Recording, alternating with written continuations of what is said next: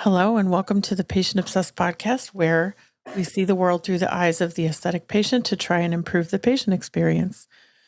On this podcast, we explore the elements which drive conversions to help aesthetic professionals see more of the patients they want, grow their own audience, and spend less on paid advertising and paid social. The hamster wheel. We want to get off that hamster wheel. My guest today is Dr. Shitel Patel. He's a plastic surgeon in Houston. And to me, more interestingly, he's also the founder of AdVital. And on Dr. Patel's LinkedIn, he has a sentence that says he's passionate about patient care and treating them like family. And that is not something that you see on a plastic surgeon's LinkedIn profile very often. He also is, I would say, passionate about using technology in combination to provide exceptional long-lasting results by solving the problems of tomorrow today. He's a software developer and an entrepreneur, and his goal is to improve the efficiency of the practice of medicine. And I can tell you from seeing his platform now twice, that is not just something it says on his profile. I think that he is doing something really special, and that's why I invited him to talk to me about this program today. Do you want to tell us a little bit more about yourself, Dr. Patel? Sure. So I've always been very intrigued by medicine and technology. I have used technology in the past as more of a hobby, but I've seen kind of the bridge between the two for the company for AdVital and what it does to help private practices do better. The problem that you're solving in particular is what? Can you articulate it briefly? Well, so in a practice, a patient has a journey that they come across, right? From the moment they see an advertisement or they think about doing something to the point where they actually show up to an office and actually have something done. And so, what our software does is it helps follow that entire patient journey with the start from advertising all the way to the end of a procedure and then the follow up after that so that we're not missing any of the touch points required to be the best at what we're providing.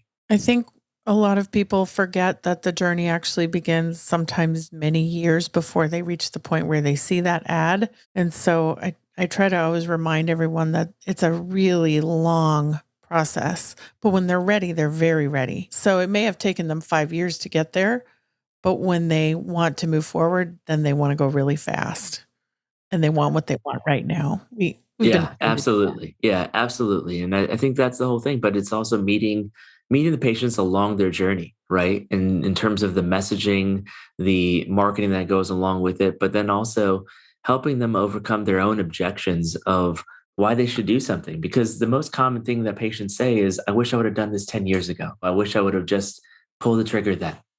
And so it's like for us, in terms of the marketing, it's meeting them at that messaging point so that they can do these things earlier in life. And so they can live their best life earlier, right? For longer. There's no question that finding that happiness sooner is something that people regret, that they waited so long. And the more we can remove those barriers for people to move forward, and I think sometimes it's financial, but also this year in particular, what we've started to see is that people are very worried about safety now in a way that they were less so in the past. Identifying those things and addressing them in marketing proactively is one of the ways that we try to help them move forward faster. But also, you have to be able to track what's working because, and I think back, through the 20 years I've been doing this, how many tactics are on the list now that are required? You're required to have a website. You're required to do Instagram. You're required to be literally everywhere. You have to do AdWords. Now you have to do paid social, and everyone is trying to monetize you to the max and squeeze as much out of you as you can. And I think we've over indexed on paid and are neglecting what the patient needs to really feel safe and feel comfortable like they know you. So that's something I care about a lot.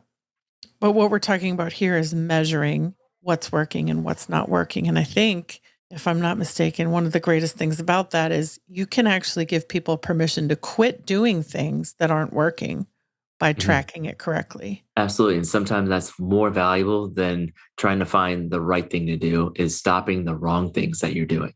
When you started using your own system, is there anything that were able to quit doing? because of Oh the yeah, there's tracking? there's there's lots of things that we quit doing in terms of spending a lot of time on some of the things that we thought that meant something that really didn't. And so we were able to kind of more laser focus our marketing efforts and then also our messaging. And I think being more concise and pointed to exactly what we wanted to do versus the entire breadth of what we could do. So, in a nutshell, you're tracking the patient's behavior before and at the moment of conversion, and then you're communicating with them after the conversion in an automated way. And that saves your staff time and yourself time. It also creates a better patient experience because their needs for information are being met in real time instead of waiting for a human to catch up with them. Yeah, so I think it all comes down to education, right? The more educated we are about our options, the better choices we can make. So for us, it's like almost like preceding all the questions that you have. So, for example, if someone's interested in a breast augmentation, there's a lot of questions along that path that come along of, hey, am I a good candidate? What's the best option for me? Do I need a lift as well? What's my recovery like? Can I breastfeed after it? Can I not? Well, all those questions we can do in terms of a very clean format of whether it's email marketing, text marketing, or videos that we're shooting and putting on YouTube and the other sources that we're already putting out there in terms of Instagram and social media. We take all that and we put it within our software and we have a way to repurpose all that content. And that content then helps educate the patients before they even step into the office. So for me, I'm not actually repeating anything. I'm just customizing everything. Right. And that is literally where I'm spending my time as a physician now and customizing that plan for that particular patient instead of all the common details that I'm putting in the messaging to get them educated for what they want to do. Why do you think they don't want to go Google the question? Why do you think that they would prefer to hear it from you instead of just the, 7,000 pages that address that on the internet? Because anybody can put their opinion out there. Doesn't mean that it comes from a board certified surgeon. It doesn't mean it comes from a plastic surgeon. It doesn't mean it comes from somebody that's in that field, right? And so there's a lot of noise out there. And sometimes it's important knowing which avenue you're going to listen to, right? Which newspaper do you read? Which TV station do you look at for your news? And so all that stuff has to align with what your beliefs are as well, right? To say, hey, this is the right place for me or this is not the right place for me. And so I think the branded messaging and being able to customize that for each practice is also crucial because then you're attracting the right patients for your brand. You have the great benefit of having a branding expert in your house. Yes, I do. My wife is amazing. So she's taught me so much in terms of that part of the industry and why that's so important, right? I think marketing is creates awareness, but branding creates trust. And I think that's the biggest part of it is I'm going to operate on you. I need you to trust me that I'm going to do the best thing for you to achieve the results that you want to live your best and happiest life. Tactically speaking, like what kinds of elements of your marketing do you think build trust and get people to that point where they reach out? I think the biggest things are videos, right? And I think right now the videos for them to understand and know our personality because anybody can say anything once, but if you have a consistent message and you have a consistent video platform of what you're broadcasting, that's what is going to build that trust. I think that, when you see a commercial, it's one thing. But now, if you see a commercial and that commercial goes to an educational platform where I'm not asking anything from you, I'm literally trying to help you diagnose the problem and give you an outcome based result, right? Of a whole plan for you along your journey to get you over whatever's bothering you. I think that's where marketing is right now in terms of video and text marketing. Those are the two things that are working right now. I think another thing you have going for you is that your visual appearance, the stuff that we can find on the internet, looks different. And having built a few hundred websites in my life for surgeons, I can tell you that they all start to look the same. And so, it's human nature. We try to find shortcuts to do things faster. So we look at what the other successful person has done. But over time, everyone starts to copy each other and no one's doing anything differently. And then someone will break the mold and do something innovative, and then everyone will follow that. And this happens a lot. And your site Mhm. it has the elements the patient needs still, but it does look different. And it has those branding elements that are important. And that does build trust. I like to use the analogy of a mirror that if they can see themselves reflected back in your marketing, if there is something they can latch onto in what they see visually, they feel like they're in the right place. And that's why video works so well, right? Yeah, I agree. I think it comes down to identity, right? When I'm comfortable in the identity that I'm in, it makes you comfortable in the identity to reach out, right? To do the next things, to be like, okay, well, yeah, you think about sports, right? Kobe Bryant took a lot of input in from all the greats that were out there to become even greater at what he did. But it was the identity and the attractiveness to that identity. And that's what that like attracts like, right? It comes down to those same kind of sayings that are out there. And that's the same thing from a practice. It's like, I have to know the identity of what I enjoy doing, what type of patients I enjoy treating. And then that is going to attract them back to me. But the only way for me to get that out there is a combination of all this marketing. And a lot of it now is video. And then the next piece is, like you mentioned, our website, the other parts of our social media, of what you choose to put out there and what you choose not to put out there as well. Right. And then the text messaging is the other piece of it as well. Texting is very difficult, and it's been made unintentionally difficult sort of by the tech stack that most people operate under. So what I mean by tech stack, for those who don't have never heard this Seattle tech lingo before, is you have the foundation of your tech stack would be your EMR, your Next Tech, or something similar to that. There's several others like Patient Now, Aesthetic Record, Simplast. You use Next Tech, right? Yeah, I use Next Tech, but it just depends on what you're comfortable with and what you built out to work for you in terms of the foundation of the medical side of it. The bottom of the stack. Then you Mhm. start layering things on top of that. And the longer you've been around, probably the harder it is to change things in that stack. So you might have constant contact, you might have Podium or Weave, or have tried to solve the problem of texting, but none of these systems really talk to each other well. What thoughts do you have about the stack in general? And can you tell us what your stack is? Yeah, sure. So a tech stack is complicated, right? Because you don't know what you don't know. And you don't know like the limitations and you don't know if it's going to talk to the other part or not. And you don't even know if it needs to, right? When you start out. I started my practice 5 years ago, went through a bunch of different softwares and struggled with that whole process so much so that that's why we had to create AdVital, right? As a solution for it. For us, the EMR that seemed to work the best for us was Nextech, having a facility and also having plastic surgery practice. And then layering on top of it is wanting to have all the ability to do everything else, but that wasn't disjointed, that all like spoke to each other so it could work in conjunction. Because each one of these things independently may give you a 1 to 2% change. But when you put them together, it's not just adding them together. It's like exponentially increasing those conversions of what you're doing in terms of the energy you're spending to then the throughput that you're getting.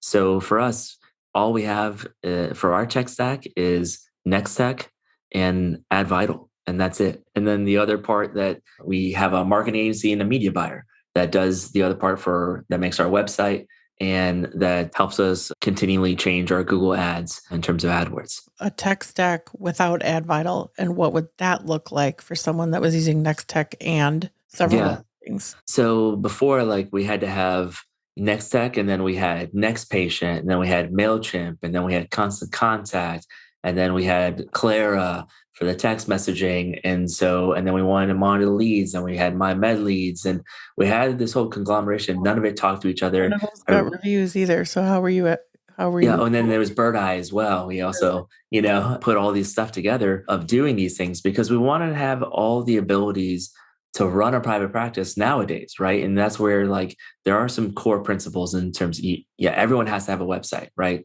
That's pretty much a standard thing that everybody knows. But do some people, can you just get away with having a landing page? Well, possibly, right? If your landing pages are done appropriately, do you really need a full out website? Some people would argue on that, right? To say, okay, well, where can I find you in terms of SEO and how valuable is SEO, right? And so there's all this kind of noise out there to say, okay, well, you should spend all your money in SEO, but that's going to take you 5 years to get there. Well, Yeah, I don't know if your practice is going to make it through the first 3 years to get to the 5 years where, the SEO actually makes a difference or not. In terms of social media, everybody knows that social media is here to stay, and it continues to be one of the major, feeders into the leads that come in because it's visually oriented in terms of Instagram. So Instagram versus Facebook versus TikTok, you see all these different platforms or even Snapchat, right? But it's a combination of copywriting and videos and all this kind of information that goes through, and you have to learn through that process and be able to have access to post on those things. Well, our platform allows for you to post on some of those platforms, right? And so we tie that all in because in the communication of those things, we get leads from everywhere now, right? From the website, from our phone lines, from, social media, but it's all disjointed, right? It comes in terms of forms of emails and they have to switch screens and leads get dropped and lost and all this other stuff, right? Those are leads that you're paying for from a practice standpoint. And you're like, well, why are my clinics not full? Well, it starts at the top, right? Of hey, where's the top of the funnel? Like, is my marketing agencies bringing in the right amount of leads for what I want? And then is it funneling through all the next steps of saying, hey, is my staff doing the right things to get those leads to come in and become prospects and patients? And the next step of, is my staff closing as well? Right. And then after that, are we doing the right follow-ups to retain patients, right? Are we, cross-pollinating between a med spa and a plastic surgery office? Like, are we doing all the things to know that they don't have to go across the street to get something else done? They can get it done right here, right now. So we wanted to combine all these different aspects of marketing, right? Texting, video, email marketing, voicemail drops, call tracking, right? Reviews, put it all in one place. So the staff can be organized. And again, when somebody's out, you can see exactly where they left off and then what the next thing you have to do is.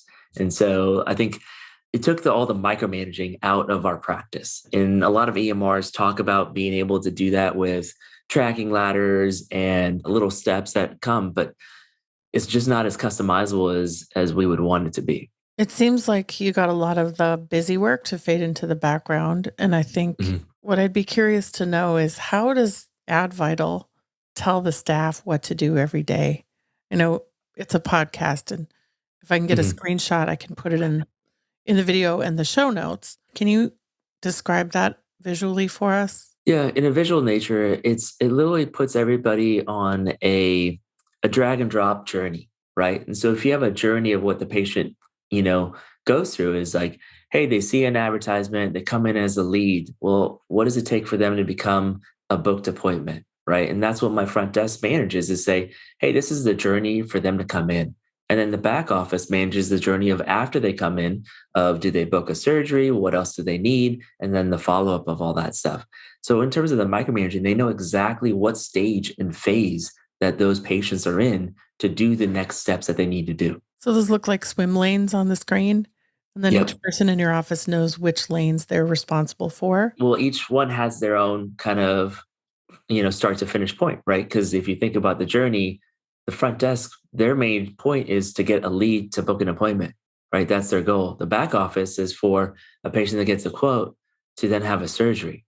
So they have delineated time points of the patient journey that they take part in, right? And then the communication between the front and the back is also crucial. So does the front make notes in the patient's record inside Mhm. AdVital that are obvious to the person who's Yep. taking the handoff? Yeah. Yep. All the handouts are seamless, right? And all the messaging is there. And then all those messages also get put into the EMR as well. So it lives in two places. So the first time you showed this to me, you told me about one of the neatest hacks that I've ever heard to automate yourself in patient care. And I'm hoping you can tell that one again. Yeah. So, for us, like we want to make sure that patients are getting the ultimate care, right? In terms of the boutique experience. And so what we found is after surgeries, people forgot a lot of things that we said beforehand because they only probably retain about 10% of the things that we say in terms of what they need to do after surgery. So we also wanted to also check in on our patients the day after surgery, and we were playing phone tag with them. We were texting or we were missing calls because we're also doing other things and they're also doing other things or they're asleep, right? Because it's the day after surgery. So we came up with this creative automation to check on them and ask them what their pain scale is on a scale of 1 to 5, and they're able to text back. And once they text us back whether their pain's controlled, and that means a 3 or less, then it would send an automated message, and it would also drop in all the common questions that they ask us. Hey, when can I shower? When can I lift weights again? Can I use perfumes? Can I use ointments? How do I sleep? All these normal common questions that we're having to repeat ourselves all the time. Now it was dropped into an animated format, right? These little cartoons that go over what they should do, when they should call us, when all these little processes. And then also for the people's pain that's not controlled, we're able to drop them exactly what we want them to do, also with those post-operative instructions. And it also notifies my staff to call these people. Because if there's any other questions or anything else that we need to know in terms of becoming aware of, then we're able to talk to them about it. Now, the other part that was interesting is that once we started doing this pain control part, is that if the pain was controlled, about an hour after that they responded that their pain was controlled, we actually sent them a review request because we wanted to know what their experience was, what the hiccups were, or like what they're happy about, right? And most patients, it seems like about 90% of them write that review when their pain's controlled. It's 90% will write a review from that request. Right now, that's what it is for our practice. Oh, wow. That's very high. Do you think that they can tell it's automated? It's interesting that you say that because the some of the responses that we get to it are actually asking for my staffs by name and be like, "Thanks for checking in on me, Michelle or So they Christina." assume it's the Thank person they know? Yeah, they assume it's one of the staff members, and then when they get the phone call, they're like, "Oh," I mean, if their pain's not controlled, they're like, "Oh, thanks so much for calling and checking up on me." Well, they feel like you've been talking to them for the last hour, right? Checking in to see how their pain's going, what's going on, all the other things, looking up to see what medications they're on, and the next things to see what we can do to help them, right? So for them, it's they see it and they're like, "Oh man, they go all out for me, right? Like I am special." Has the system caught anyone who was really in serious trouble and needed help? Yeah, and some of the post-operative stuff, it's like we have one patient's husband that just never picked up the pain medication, right? And so it was like, she's like, "Oh yeah, I'm in pain," and so we're like, "Well, did you get the pain medicine?" And she's like, "Oh," and she's asking her husband, and he's like, "No, I only picked up the antibiotics." I was like, "Oh, great." Yeah, So it can, and just by that small like check-in and stuff like that, it's like versus her like just sitting through pain right. for the next like few days or whatever, I think it can catch some of those things. In surveying patients, that the number one reason for dissatisfaction is actually that people were not prepared for recovery. And I can Hmm. see how this could really set them up well to feel safe and cared for and listened to in that critical couple of days right after they go home before something, I would think not feeling listened to would send people in a really bad mental direction. So I Yeah, I think, think it creates a level of frustration, right? And that level of frustration sometimes you can't recover from, right? They're like, well, they didn't even care about me. They just operated on me "Yeah, and then honey," and nobody ever called. Yeah, no. So I think that, for us, as we're using the software to create more touch points and not less. okay, so I gotta ask, what pushed Oh, you over the edge and made you say to yourself, I'm gonna build my own software to solve this problem? Because I have seen a lot of people do this over the years and they'll, it doesn't matter where I work, someone's always saying, "Oh, I'm gonna build the thing you do and I'm gonna do it better." Specifically remember someone saying, "I'm building a real self killer." Really? You're really gonna build okay, we have 200 people. We've been around for 10 years. You're gonna catch up with us? Like, so there's a lot of hubris when someone says, "I'm gonna build a thing and I'm gonna beat you guys at your own game," even though you've been doing it with incredible resources and time for many years. Okay. And it's happened with all kinds of other stuff that I've done too. And so you can imagine my surprise when I saw AdVital and realized it actually was the best thing.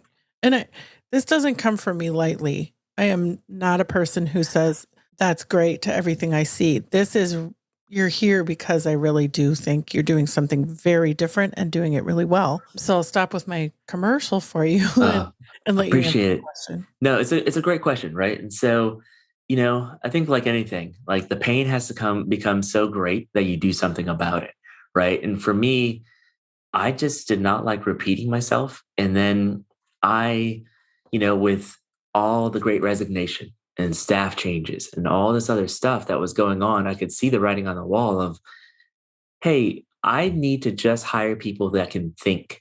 I don't want people to just do the repetitive work just because it's repetitive work, right? There's got to be a better way, right? And if you look at what like Elon Musk and Warren Buffett and all, like they have a commonality, even though they live at both different spectrums.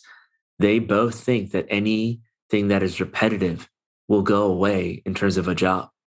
Mhm. So this is a perfect example of it, right? In terms of, hey, I'm repeating myself all the time on educating patients. My staff is repeating the same things. Like each one of these things that the software does is a repetition in some which way, shape, or form. And then I knew in my mind that, hey, I can consolidate all that. I can shoot a video once and use it a million times.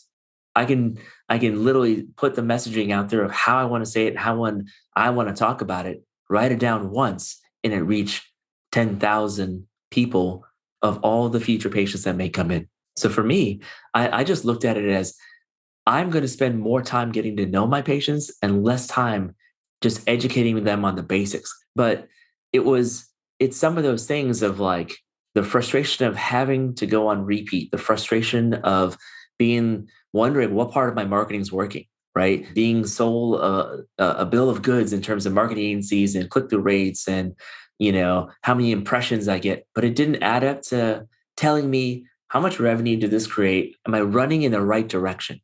Right? Anybody can run, but if you're running in the wrong direction, your practice will not succeed. You will not make an impact as you wanted to when you first started out having the dream to be the provider you wanted to be. I think that one of the other big factors here is the marketing agency is going to filter and spin what they want you to see so that you don't leave or recognize that there are things falling through the cracks all over the place.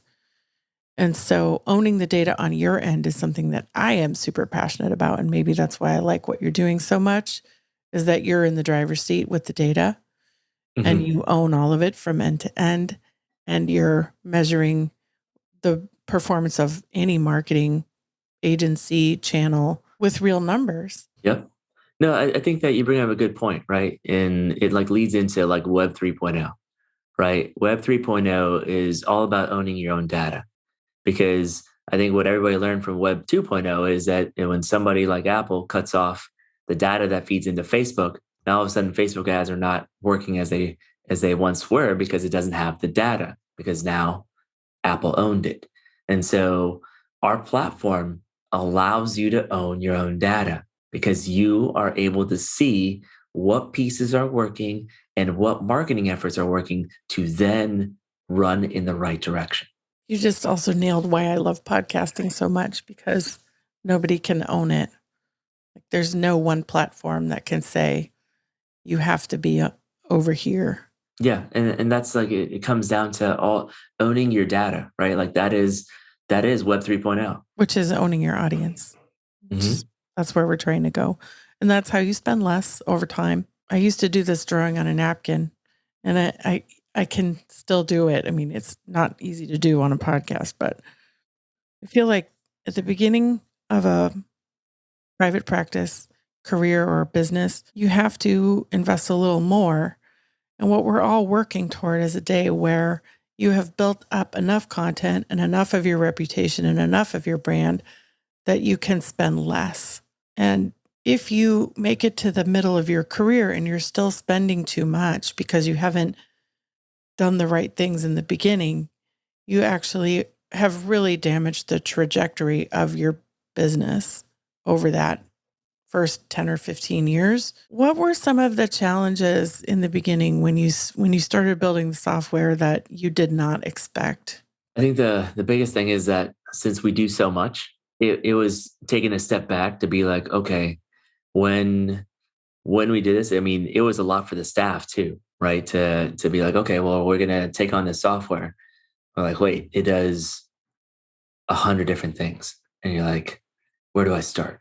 And so I think part of that is like I knew since I built the whole thing, and I'm like, we do this, right? But I had to kind of slow it down, fractionalize it, and make it digestible, right? In terms of a process of, hey, what pieces of the software make the most sense to start?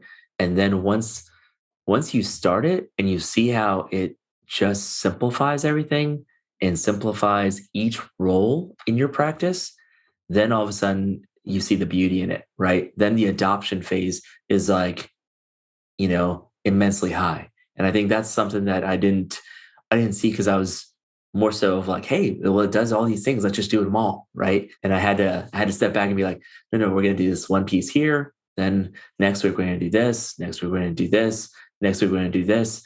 And then at the end of the 4 to 6 weeks, now it's humming in terms of a machine. So you do sort of a staged onboarding? Yeah, we do a completely staged onboarding because as it continues to free up their time, then they wonder what they're gonna do with it. What's the next thing they're gonna do with their time? And that's really the next week when we give them something else to do, and then we give them something else to do because I'm reprioritizing their time from the repetitive tasks to the tasks that require them to think. I recently had the experience of listening to inbound phone calls Mm.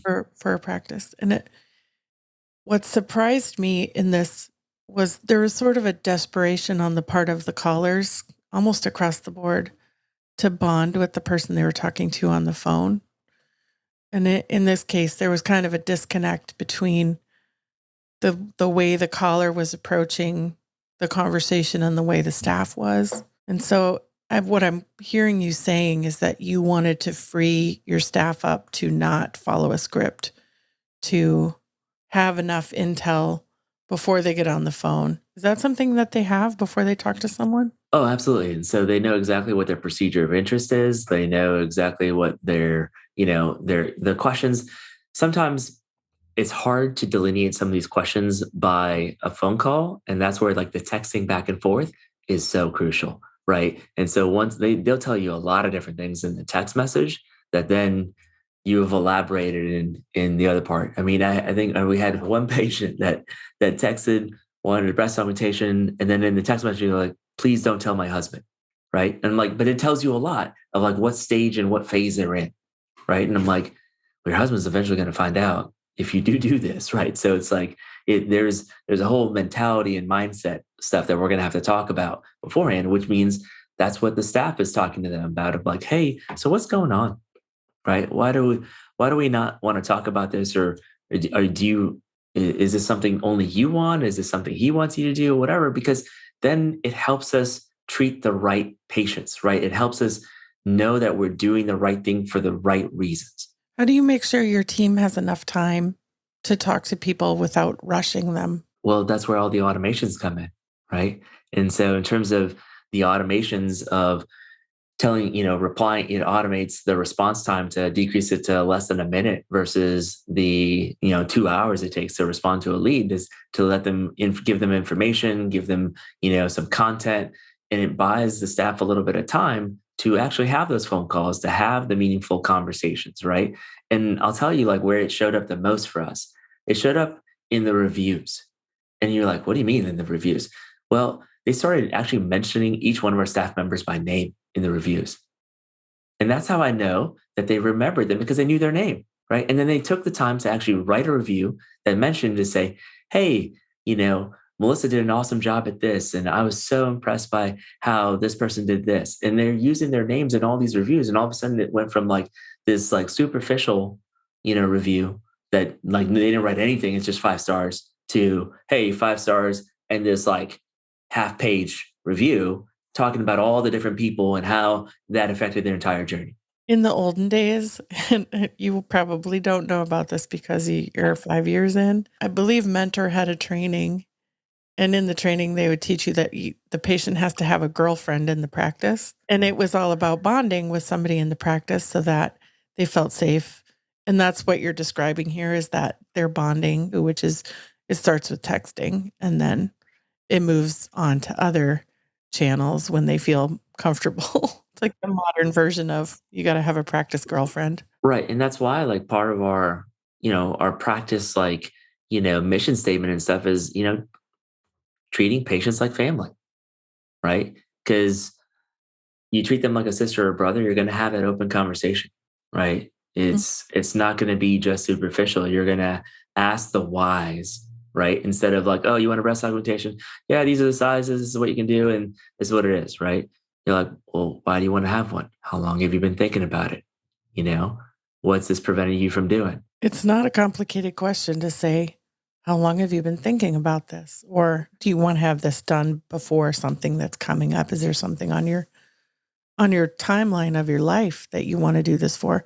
And that opens the door to a completely different conversation that's not how much does it cost, saline or silicone? And so it's like it keys you in on the whys, right? And once you know the why, you can help people get to where they want to be happy, right? Because for the longest time, I thought, plastic surgery, we're selling people confidence, right? We're selling them the confidence that they want to have. Well, it's the confidence that they want to have in the happiest version of themselves that they see, right? Because they think it's just on the spectrum of happiness, right? And that is the key to all the stuff that we do, right? McDonald's has a happy meal, right? Apple, when they show these products and stuff like that, they're not talking about all the technology in it. They're like, oh, look how beautiful she looks. Look how happy they are using it. They're selling you a version of happiness that you can imagine yourself in. It's funny because the phone, I think, is the thing that makes us the most unhappy in the world right now. Yeah, it's all marketing, right? In terms of all that part. But I think that with what we do as plastic surgeons, cosmetic surgeons, anything in the aesthetic field or anything in medicine now, things are changing, right? People are becoming more aware of, hey, I need to go to this person for this, right? Versus a doctor used to tell you 20 years ago, well, you should go see this person because you have this, this, this. Now people are coming in being like, well, I have these 5 problems and I'm going to go see this person for this one, and this one, and this one, this one, this one. It's like a menu that they choose from, right? And within that menu, it's like, are you at the top of the list or are you at the bottom of that list? It's been true for a long time that almost every plastic surgery practice gets 80% of its revenue from 6 procedures. The 6 Mm. vary across, from practice to practice, but you're really doing 6 things most of the time, and then it gets filled in with other things. And I have known many surgeons recently who say, I just do these 4 procedures, and they're very, very happy Yep. because they're so focused. Right. And I think marketing is all, it feels like everything used to be more broad marketing to get these people, but as the competition goes up, it has to be more specialized and specific, right? And so, in terms of specific marketing, it's like people, they used to market facelifts. Now they're deep plane facelift. They're talking about, a fill-in facelift, right? And so they're doing fat grafting with facelifts, and it just the vocabulary is changing to become more specific and more specialized for even the procedures themselves. When did you start building AdVital? How many years ago was that? A year and a half ago. Okay, so you haven't slept in a year and a half. No, I have 2 little kids. I have to sleep. I gotta be there and be Yep. present for all the above, right? That was the other why, right? If you ask me, like, what is your ultimate why in what you're doing? My ultimate why was to be able to buy my time back, right? For not having to do anything that was redundant. Because if I took away all the redundancies, all the things I repeat, then I buy back at least 2 hours a day. In those 2 hours a day, what kind of impact can I make with my kids, the future generations, the other stuff that I want to do with my life to create an impact is enormous. When I was in high school, my boyfriend's dad said to me one time, if you just slept one less hour a night, in 2 weeks you would have an extra day. And I was like, whoa, that's incredible. And that family in particular had such a huge impact on the way that I thought about work. And his mom was a Christmas ornament designer, and everyone I know in America has her ornaments on the tree. And she just had a completely different kind of life. The thing that she did that was so incredible was we would work at the Minnesota State Fair every summer, and we would take all the Christmas ornaments and sell them at the fair and personalize them. And she would sit in the back corner and watch people pick them up, talk about them, look at them. And that's the other thing that stuck with me was she got her customers feedback in a way that was so natural by watching them touch it. And she couldn't have done that any other way. Like they just figured out how to scale that experience of observing their customer. It was almost like they just designed their own focus group. And I still think about that. In fact, this morning I asked somebody, you have this new loyalty program. Are you going to ask some patients what they think of it before you launch it? And it was like I was speaking Chinese. You can't you can't just keep throwing spaghetti without, checking the spaghetti first. You gotta know whether they want it or not, right? And that's the other unique position that I'm in with Ad Vital is that I came from a place of pain for growing this practice from brick by brick, making the mistakes, making all the different errors and marketing companies and softwares and this and that to pushing myself to create a solution for it, right? And that's I think the biggest takeaway is that product research for it. I am the product research. I am the one that, I'm like, hey, well, how can I be happier? How can I make myself the happiest plastic surgeon in terms of being able to treat patients and still be there for my family, my friends, and myself? I think your timing is also exceptionally good because everyone is drowning under the stack and nobody wants another tool. There's so much fatigue. Yeah, I agree with you. And that's where it's like sometimes the best answers are simplifying things, right? And so this helps simplify a lot of different things and it is intuitive. And that's one of the other things, right? Like, yeah, you could probably make something that competes with this, that's on a bigger platform of like another CRM platform that's out there and that does these things, but it's going to cost a ton. And then it is going to cost in terms of development and all the other pieces that go along with it.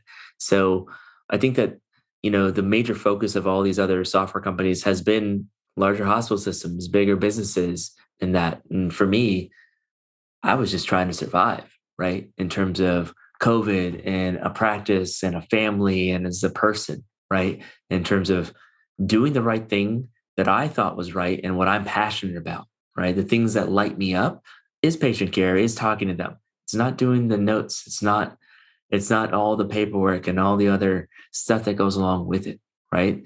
But how can I get more time doing that? Well, all the repetitive stuff has to go away.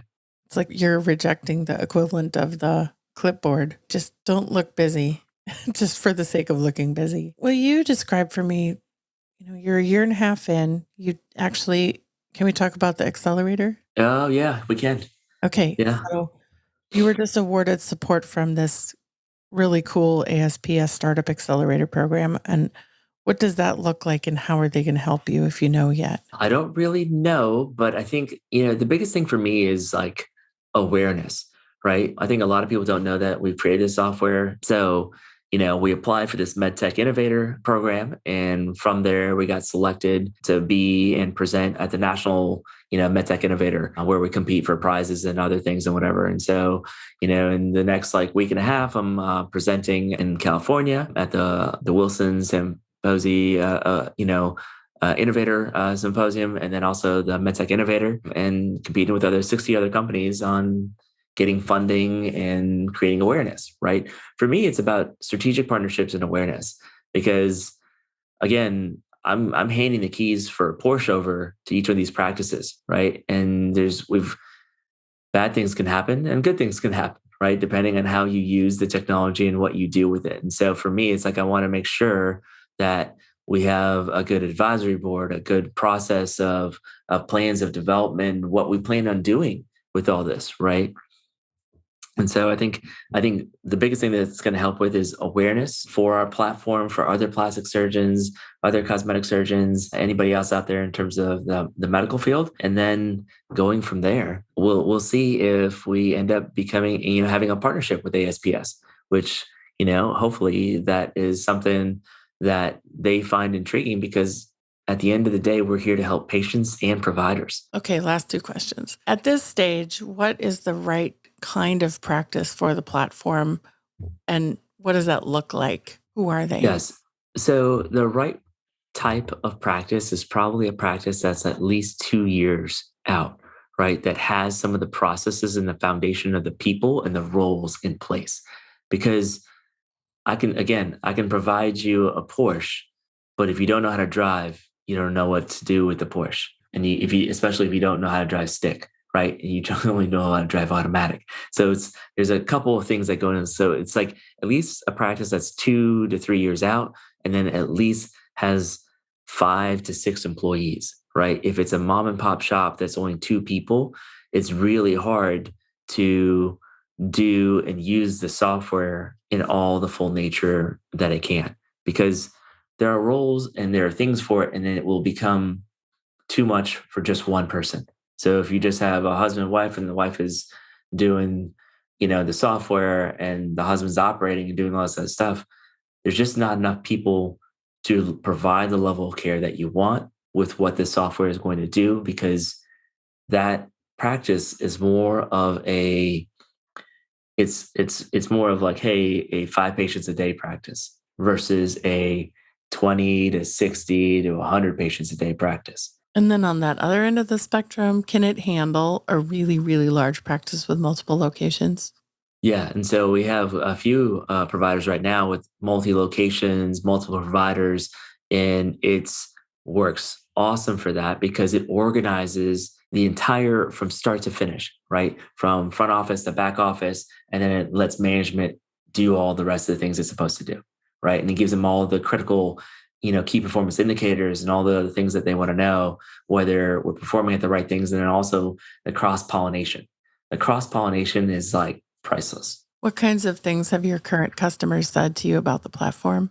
One of our customers is like, "Hey, is like this just makes it so easy now. I was only booked out 2 weeks in advance. Now I'm booked out 6 months in advance because I have the processes in place for all these leads that I was just losing, right? That we weren't doing the right things, and I didn't know I didn't have the right person doing this, and it helps with their staff training and the HR portion and the other pieces of it. And so I think that's what like a big part of like just the lead, like not having lead leakage, and then organization of it, right? Because these spreadsheets and this other stuff, when somebody wrote something down on a scratch piece of paper, another piece of paper over here, and another place over here, now everything's organized. You can't say, "Oh, I forgot," right? "Oh, I lost that piece of paper," or "I forgot to call this person," whatever. It's right there for you, right? In terms of, hey, these are the things that you need to do. What you're responsible for is nobody else. So the other part was the accountability, I was right? just When you have so many staff members, the accountability of like what you're assigned to now is like, oh well, this it's going to show all these things. Dr. Patel is going to come talk to me about this if I don't get this done. performance management. Exactly. And I think that's the whole part of it. And then one of the practices started gamifying it and seeing like who could get the most leads to convert, right, to patients. And so they gamified it and put a bonus at the end of the month, right? For that person. The other person's more motivated by a party. So they're like, hey, if she wins, then she gets a party, right? And it just figuring out what they're motivated by. But I think it let them look at their HR and how they're motivating the staff, how they're going about knowing their staff, right? First part is knowing them to then be able to motivate them of like what drives them, what's their love language, what's the other pieces that are crucial to making all this stuff work, so that you're working as a world-class team, not world-class individuals. It's fantastic. So, how can listeners reach you if they want to learn more about AdVital? Yeah, so we have our website of advitalmd.com. They can go there. They can also just message me on Facebook or LinkedIn, Instagram. For us, it's just about, hey, reach out if you have any questions about it, anything that you want to know in terms of private practice, from building it from the foundation level all the way up. Like, we're happy to talk to you about it, right? I give free advice all the time on all these demo calls, even if they decide not to use the software. And again, I'm qualifying them as much as they're qualifying me for a product fit. And that's how I want to maintain my reputation. I see we can book a demo right on the website, and I'll make sure that I put that link in the show notes if you're interested Awesome. in reading more and reaching Dr. Patel there. And there's a nice video that also shows you what it looks like. It's a beautiful Beautiful piece of software, is very well designed and easy to look at and not cluttered or complicated. And I think when you have staff of varying, especially if you have staff who are of varying degree of technical skill level, that this would work across the board for everyone. It's not going to confound them like some other systems that I've seen that are very hard to look at. Yeah, I appreciate you, Eva, for having me on the show and, excellent questions. Again, happy to chat and talk to you anytime about anything. Yeah, you're not done with me. I'm going to come back and find out how we're doing. Sure, absolutely. You're listening today and you've learned something from the show. If it's helped you make a decision or think about the way that you take care of patients in a different way, subscribe to our newsletter at theaccess.io. I don't send a lot of email, but what I do will be very useful and very helpful, I promise. Tell your friends about Patient Obsessed and write a review of the show on Apple Podcasts or wherever you're listening. We love reviews and we want to hear from you. If you want to be on the show, reach out to me at hello@theaccess.io. That's HELLO at THEAXIS.io, as in Axis of Eva. And we will see you on the next one. Have a great day.